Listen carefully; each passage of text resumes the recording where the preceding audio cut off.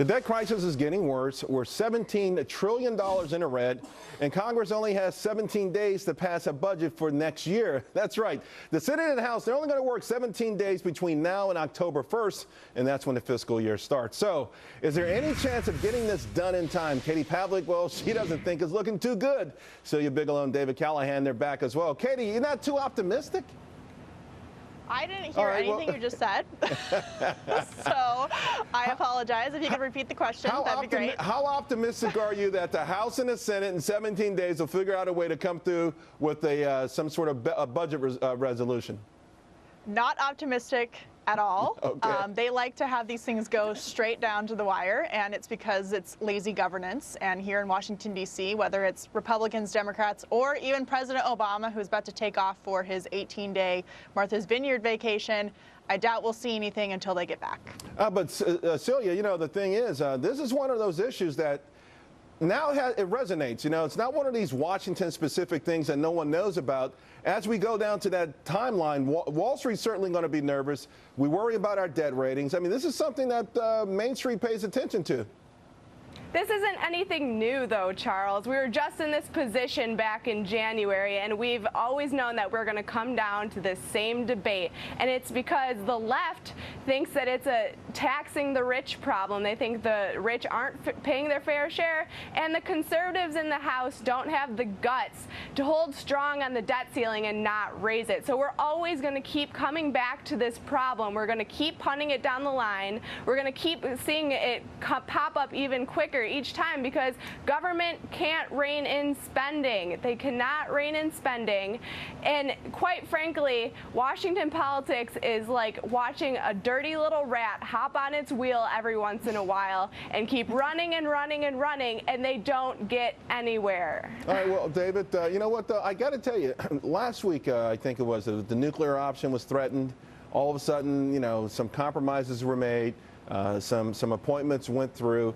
I thought that was perhaps a little bit of sign of hope that the nonsense in Washington may not happen this time again. We know it happens all the time, but maybe there won't be high drama this time. Well, the bizarre thing is we're heading into possibly another debt ceiling showdown, even as the deficit is shrinking rapidly. I mean, the CBO has twice revised its estimates of the deficit in the last 8 months. We now have the lowest deficit projected this year any time in the last 4 years, and you go from $1 trillion to $600 We've seen the fastest deficit reduction in the last 4 years since World War II, and it's a reminder that the big deficits of recent years. You know what? The big deficits of recent years were the product of the economy being in the dumps. And as we come out, as we come out of this bad economic times, the deficit will shrink rapidly. That happened under Clinton. It's happening now.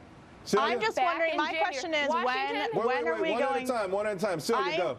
Washington, back in January, was facing the same problem, and the problem is spending. The problem is spending, Dave. And back in January, when they struck a deal, the CBO estimated that this particular debt ceiling deal was going to add $4 trillion to the debt over 10 years. You cannot tell me that that is deficit reduction. Hold on one second. Katie, I want to come to you because you know what? I mean, really, at this point, $1 trillion, $1.1 trillion, $600 billion. I mean, it's numbers we never saw before, just in recent times.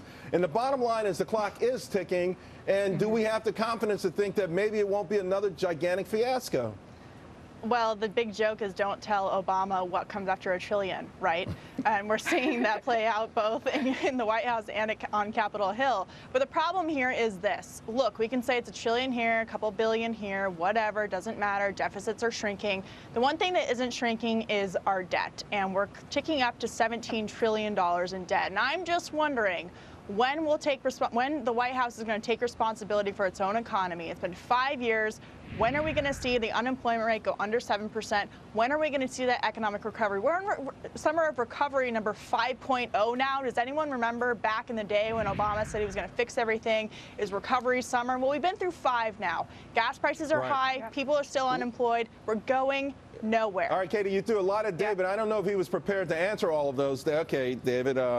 The debt will. Hey, look, I think we've done a pretty good job over the past 4 years, considering that we had, though, honestly? Considering that we had the worst financial crisis since the Great Depression, we know the rhetoric, but you also understand. 10 years to you get also understand basic economics. Hold on one second. You understand basic economics. So the further back the recession goes, the better the recovery should be. This one stretched, and when we came back, we went, I mean, this has broken all the rules of logic, all the rules of economics, in part because, or largely because of the policies, right? Even Ben Bernanke continues to tell us that, fiscal policies are hurting our economy. Look, I think one of the fiscal policies that's been hurting our economy is too much focus on deficit reduction. I mean, a lot of economists believe when you cut the deficit, you often put people out of work. We're seeing it with sequestration right now. Unemployment could be falling faster if we weren't firing defense workers and firing all sorts of people, government employees, through sequestration. It makes no sense.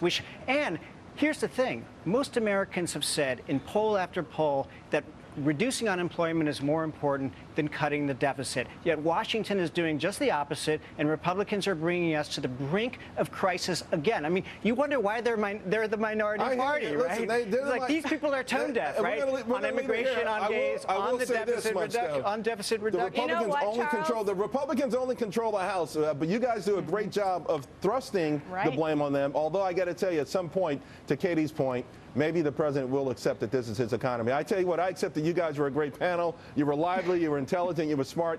We appreciate it. We'll see you real soon.